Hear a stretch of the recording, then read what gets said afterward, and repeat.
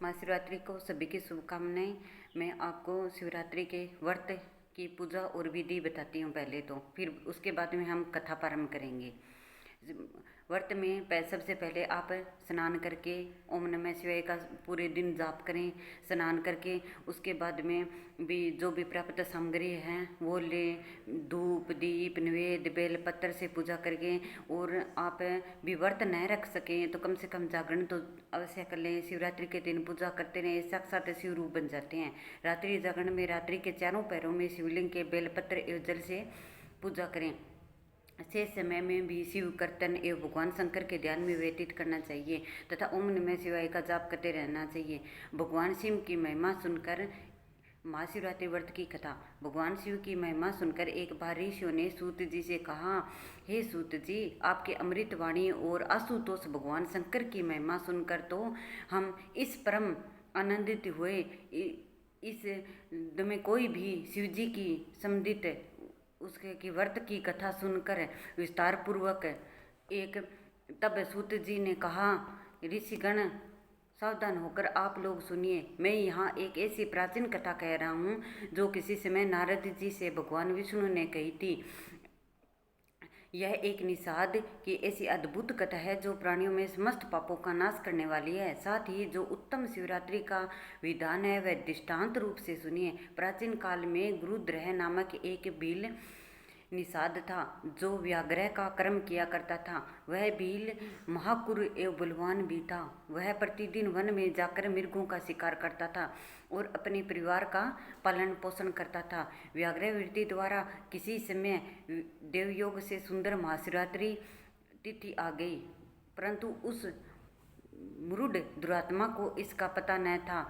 वह अपने कुकर्म में व्यस्त था। उसे यह व्रत के बारे में वह अपने कुकर्म में व्यस्त रहता था। तब भी उसी महाशिवरात्रि वाले दिन उसकी माता पिता एवं स्त्री ने भूख से तड़पते हुए उसने कहा, अरे वंशर, हमें भोजन दो, आज तो घर में कुछ भी आहार नहीं है। बार बार इस प्रकार प्रार्थना करने पर वह व्याघ्र धनुष बाण लेकर शीघ्र ही वन में मृगादि पशु पक्षियों के शिकार के लिए निकल पड़ा। चारों ओर वन में घूमने पर भी उसे दुर्भाग्यवश कोई भी शिकार हाथ न लगा। इसी प्रतीक्षा में संध्या हो चली। जब सूर्यास्त होने लगा तब वह बड़ा दुखी एवं चिंतित हो गया। वह मन में सोचने लगा, हाय, आज मुझे तो कोई भी शिकार नहीं मिला। अब कहाँ जाऊँ, क्या करूँ? कुछ न कुछ मुझे साथ में शिकार लेकर ही जाना चाहिए, नहीं तो मेरा जीना व्यर्थ है। ऐसा सोच विचार कर वह व्याघ्र शिकार के लिए निकल पड़ा। जलाशय के तट पर गया और वहीं बैठ गया। वह अपने मन में सोचने लगा, अहो, जल पीने के लिए यहाँ अवश्य कोई न कोई जीव जंतु आएगा ही, तब उसे मार कर मैं अपने घर ले जाऊंगा और प्रेम पूर्वक अपने कार्य में सफल होऊंगा। ऐसा विचार कर वह भील किसी एक बेल वृक्ष पर जाल लेकर बैठा गया और शिकार की प्रतीक्षा करने लगा। देखने में कितनी देर में कोई जंतु जल पीने के लिए आता है और कब से उसे मारकर कृतार्थ होता हूँ। इस विचार से वह भूख प्यास से पीड़ित होता हुआ भी वहीं एक डाल पर छिपकर बैठा। उसी रात में प्रथम पहर में एक मृगिया पहुंची। वह अत्यंत त्रसित एवं वह बहुत दुखी थी क्योंकि वह छलांगे भरती हुई अकेली ही आ रही थी। विष्णु जी कहते हैं, हे नारद, उसे आता देख वह व्याघ्र बड़ा प्रसन्न हुआ। अतः उसे मारने के लिए उसने अपने धनुष पर तीर चढ़ाया।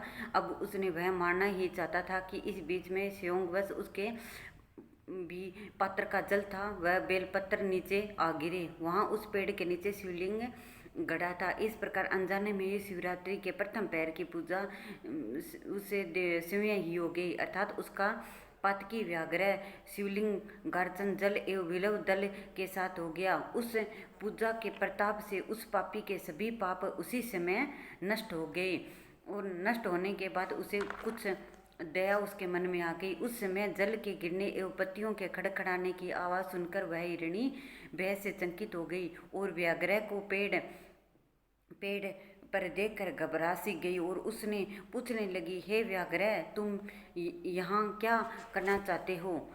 सो मुझसे कहीं कोई। तब हिरणी की बात सुनकर व्याघ्र कहने लगा, मेरा परिवार भूख से तड़प रहा है, इसलिए तुझे मार कर उन्हें संतुष्ट करूंगा। ऐसा कठोर वचन सुनकर तथा भयंकर व्याघ्र को देखकर मृगी सोचने लगी, हाय अब मैं क्या करूं, कहाँ जाऊं, अब प्राण बचाने का कोई उपाय करना चाहिए। ऐसा सोच विचार कर वह मिर्गी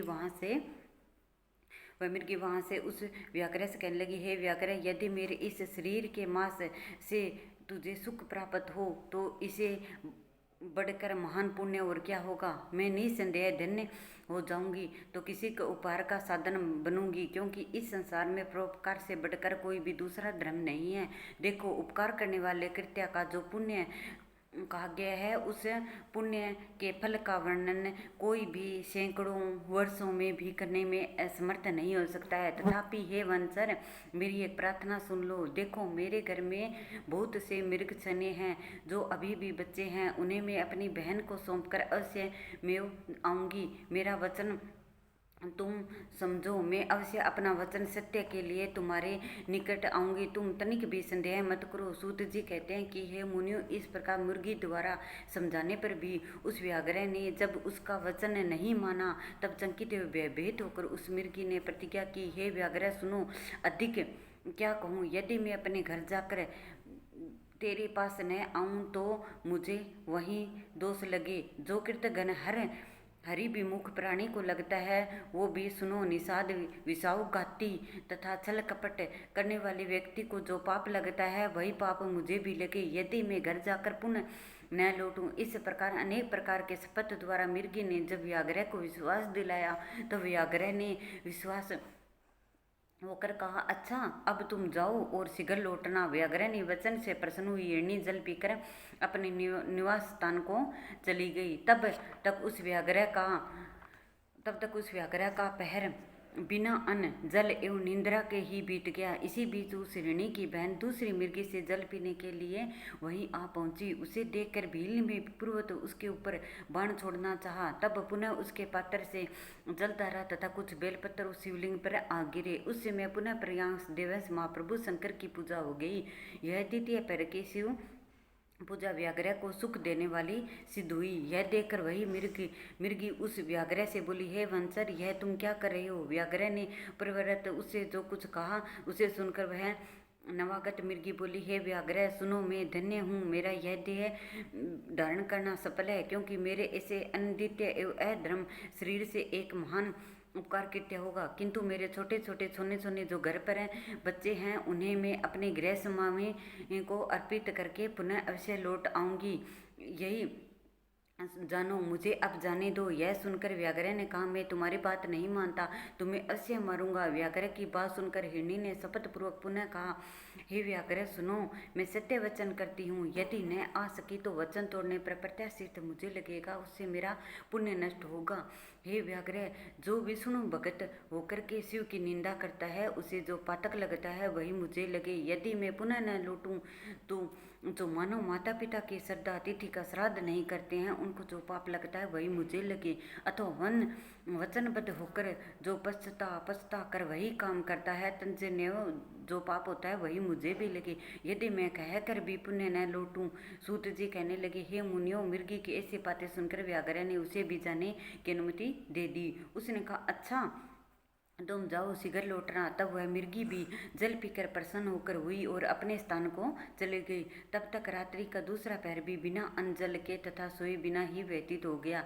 इसी बीच पर तृतीय पहर बीतने लगा तो मृगी के आने में देर होगी। तब वह व्याघ्र चंकित होकर देखने लगा तो ऐसे तत्पर हो गया। इसी बीच में उस व्याघ्र की दृष्टि जल पीने के लिए आते हुए एक मृग पर पड़ी। वह निषाद उस हष्टपुष्ट मृग को देखकर अत्यंत प्रसन्न हो गया। अतः उसने धनुष पर बाण चढ़ाकर झट से मारना चाहा, तो उसी समय उसके ऐसा करते ही देवयोग से पुनः कुछ जल एवं बेलपत्र शिवलिंग पर जा गिरे, जिससे तृतीय पहर की पूजा सौभाग्यवश हो गई।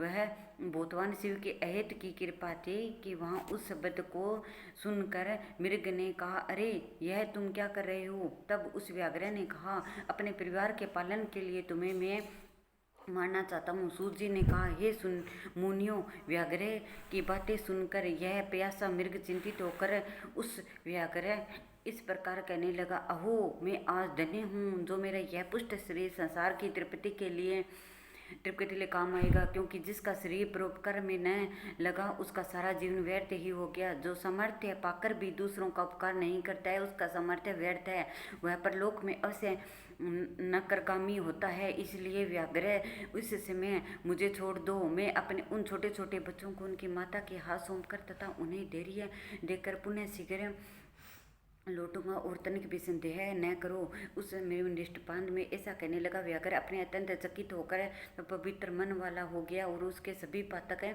नष्ट हो गए। तब वह पुनः मृग से इस प्रकार कहने लगा कि प्रभु जी, जो भी मृग आए वे सभी तुम्हारे ही समान मुआ से कहकर अभी तक पुनः लौटे नहीं है। कितनी भी भारी प्रवचन है, उन्हीं वचनों की भांति तुम भी इस संकट काल में पिंड छुड़ाने के लिए झूठ बोल कर चले जाओगे। तब हे मृग, भला ही तुम्हें बताओ आजीविका कैसे चलेगी, क्योंकि मैं कुटुंबी से भी भूख प्यास से घर पर तड़पते होंगे, तब मैं कैसे विश्वास करूं। यह सुनकर मृग ने कहा, वंशर सुनो, मैं सत्य कहता हूँ, मिथ्यावादी नहीं हूँ। देखो हे व्याघ्र, मैं समस्त ब्रह्मांड सत्य के बल पर टिका हूँ, क्योंकि इस संसार में जिसकी वाणी मिथ्या होती है उसके सभी पुण्य तत्काल क्षीण हो जाते हैं। तो भी हे भील, तुम मेरी सत्य प्रतिज्ञा निश्चय ही सुन लो। देखो, जिसके मुख से शिव शब्द न निकले, यह समर्थ्य होते भी परोपकार न करे, पर्व के दिन श्रीफल तोड़ने तथा भक्ष्य भक्षण करने में जो पाप लगता है वह मुझे भी लगे। निषाद, जो शिव जी का पूजन नहीं करते हैं, जो बिना भस्म के त्रिपुंड लगाए ही अनहार करते हैं, ऐसे पापियों का दोष मुझे भी लगे। यदि कोई मैं जाकर पुनः न लौटूं तो सूत जी कहते हैं कि मुनियों, मृग की सत्यवाणी सुनकर व्याघ्र ने उससे भी कहा, अच्छा जाओ, पर शीघ्र ही लौट कर आना। यह सब सुनकर मृग ने वह जल पी करो जल दिया। मृग ने आकर व्याघ्र का वचन सबसे कहा सुनाया। तब उन सभी मृगों ने आपस में विचार करके एकमत होकर संगठित रूप से अपने स्थान पर ही प्रतिज्ञा कर ली कि सत्य से बढ़कर संसार में कुछ नहीं है, अतः हम लोगों को सत्य पड़ा से नियत होकर निश्चय ही वहां जाना चाहिए। तब से वे सभी मृग अपने अपने बालकों को धैर्य प्रदान करके व्याघ्र के पास चलने की तैयारी हो गई। उस मृग की कई पत्नियां थी, उसने जो भी सबसे बड़ी थी उसने पहले अपने स्वामी से कहा, स्वामी आप यहीं रह जाए, क्योंकि आपके बिना यह बच्चे कैसे ठहर पाएंगे। दूसरी बात यह है कि मैं अपने सर्वप्रथम जाने की शपथ ग्रहण की थी, इस कारण मुझे पहले वहां जाना चाहिए, आप यहीं रहिए। उसकी यह वाणी सुनकर छोटी मृगी बोली, उठो प्रभु, मैं आपकी दासी हूँ, अतः मैं ही वहाँ जा रही हूँ, आप यहीं रहे। उसकी विनती सुनकर मृग ने पुनः कहा, नहीं नहीं, वहाँ मुझे ही जाना चाहिए, तुम दोनों यहाँ पर रह जाओ, क्योंकि शिशु रक्षा करना कार्य माता का बलिभांति कर सकती है। अपने स्वामी का वचन सुनकर उन मृगियों ने प्रेम से कहा नहीं प्रभु, वह भारतीय धर्म मर्यादा के विरुद्ध है कि पत्नी के रहते पति पहले मरे, क्योंकि बिना पति के स्त्रियों के वैद्य जीवन को धिक्कार है। हम सभी चलेंगे। ऐसे विचार विमर्श करके मृग ने अपने बच्चों को धैर्य देकर तथा अपने सहवासी किसी अन्य को भी सौंप कर वो चले गए। चारों नदी की ओर चल पड़े। सौंप कर वहीं शीघ्र चले गई जहाँ पर वह निषाद था। उनके चले जाने पर हिरणी के बच्चे भी उनके खुद से चिन्हों का अनुसरण करते हुए उछलते कूदते वहां तक जा पहुंचे, क्योंकि उन मृग बच्चों ने अपने मन में ठीक ही सोच लिया था कि उनकी जैसी गति होगी वैसी हम लोगों की हुई। उन मृग झुंडों को देखकर व्याघ्र बड़ा प्रसन्न हुआ, अतः उन्हें मारने के लिए ज्यों ही धनुष पर तीर चढ़ाया त्यों पूर्वतः पुनः कुछ जल पत्ते शिवलिंग पर गिर पड़े, जिससे रात्रि के चौथे पहर की पूजा अचानक ही हो गई। इस प्रकार से वह व्याघ्र के सभी पातक क्षण भर में जलकर भस्म हो गए, अर्थात वह निष्पाप हो गया। उस समय उन दोनों मृगियों तथा उस मृग को साथ ही कहा, हे व्याघ्र वर, आप कृपा करके हम लोगों के जीवन का सार्थक करें। सूत जी कहते हैं कि हे मुनि, इस प्रकार उन मृगों को वचन सुनकर व्याघ्र दुष्प्राज्ञ सद्रप्यांग का भागी बन गया और अपने मन में सोचने लगा, अहो ये मृग धन्य है जो ज्ञानहीन पशु होते हुए भी संगठित हैं और अपने शरीर के त्याग करके परोपकार प्राण हो रहे हैं।